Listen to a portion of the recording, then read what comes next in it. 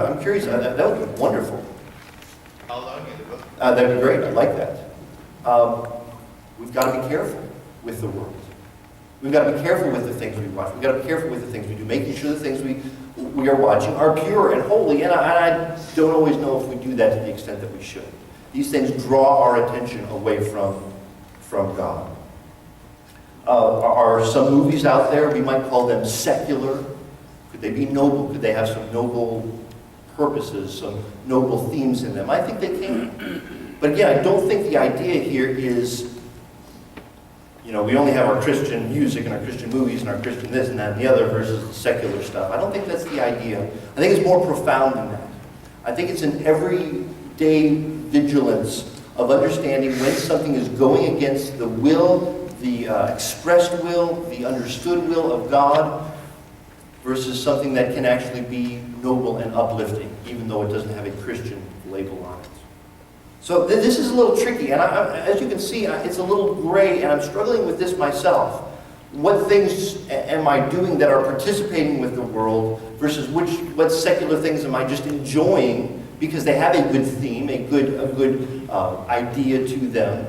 Some of these things, they have an underlying sense of redemption, of forgiveness, of changing someone's ways.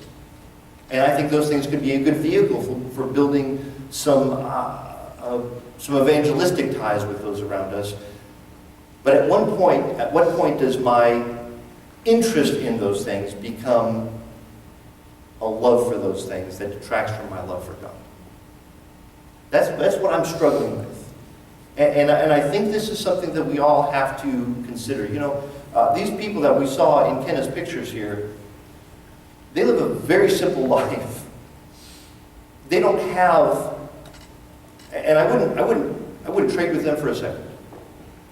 And it's heartbreaking to know that there's that level of poverty out there in the world, and I know many of you have seen that before in your lives.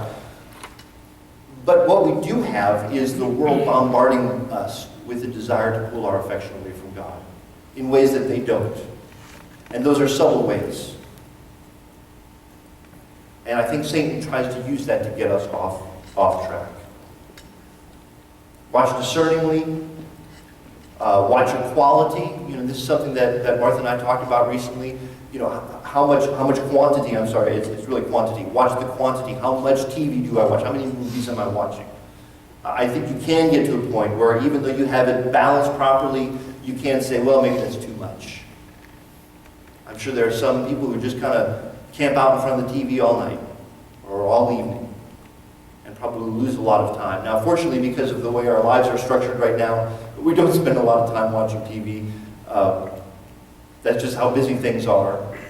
But sometimes, on a daily basis, we can fall into that trap as well. This is something you need to think through. In fact, I would, I'll close with this. I would venture to say this is one of the trickiest issues that has haunted and plagued Christianity over the last 2,000 years. To what extent can we participate with the world, the culture, the society around us? You have desert fathers that just literally desert the world. And I don't think that's the answer.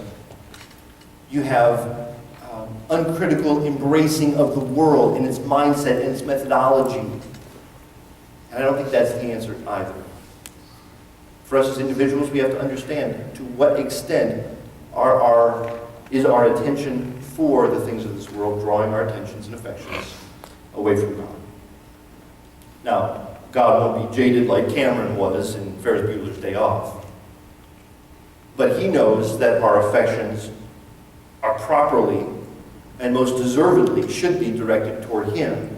And that when we do that, we most properly understand what God wants us to do. And we best understand his will for our lives. And we have the joy of knowing that we are setting our affections on him, not on an idol, not on something that is fleeting, not as something that is temporary and will not last. So we'll continue to talk about this next hour as we go into verses 16 and 17. But I just want to challenge you to be thinking about this. How can I love God as the supreme object of my affection and devotion? Ron, why don't you come and close us in the song? Amen.